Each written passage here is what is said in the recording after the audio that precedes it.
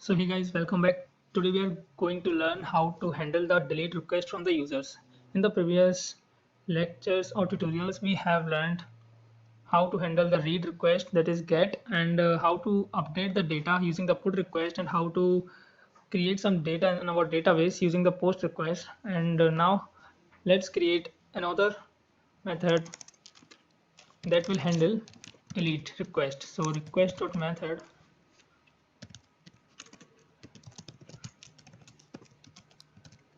So if the request method is delete, then we will handle it. So what this request method delete do? So when suppose someone want to delete some data from our database, like there are so many students available here. Okay, so I have written here first. So let me remove it.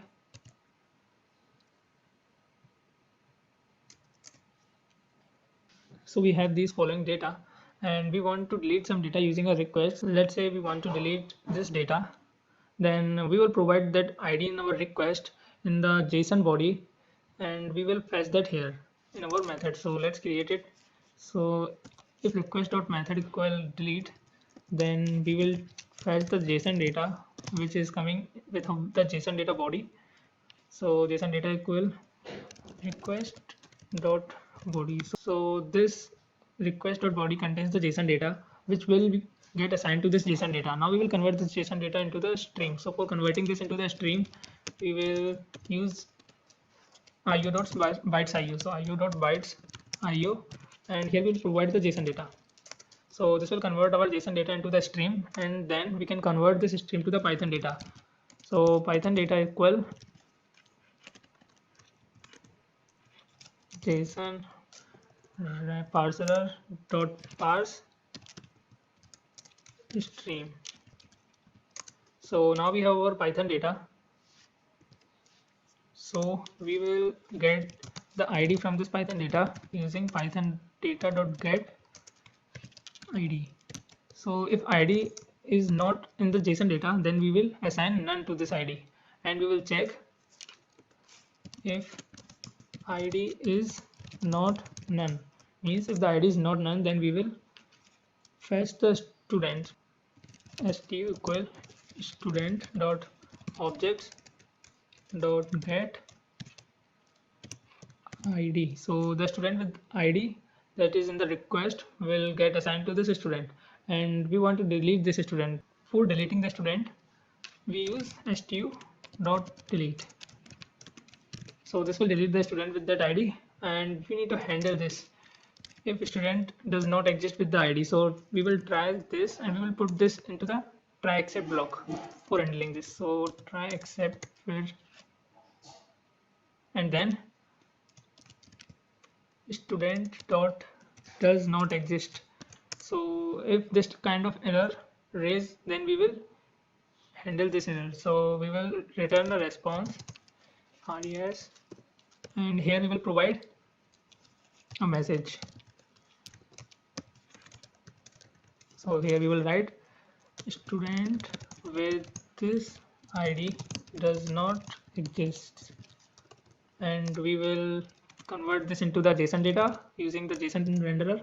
So JSON data equal JSON renderer dot render, and here we will provide that dictionary. So this dictionary will get converted to JSON data, and then we will return this JSON data using the HTTP response. Once the student will get deleted, then we will return another response. So let me copy this dictionary and I will write it here, and then we will again convert this into the JSON data and then return it.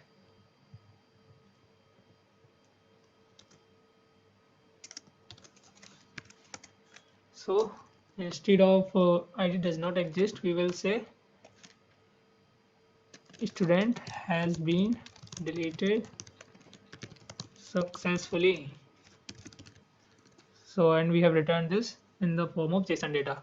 So now let's handle another with the ID is not none. If ID is none, then we will do this again. So let's copy it, and here instead of student has been deleted successfully, we will say please provide some ID to delete the student. Now let's test if this working correctly or not. So for testing it, we will use the Postman. So this is the Postman. Now let's send it directly without providing any ID in the JSON body. So let's send it. So when I send this, it says please provide some ID to delete the student. So let's provide ID in the body tag. So here I am providing the ID. ID says 7. So now let's test it again.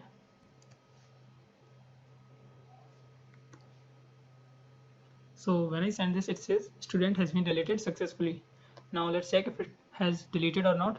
So for it, I go back here and you can see student has been deleted. This is the another name that I have already created. So this was not that name, its ID was 4, and the name which we have deleted have ID equals 7.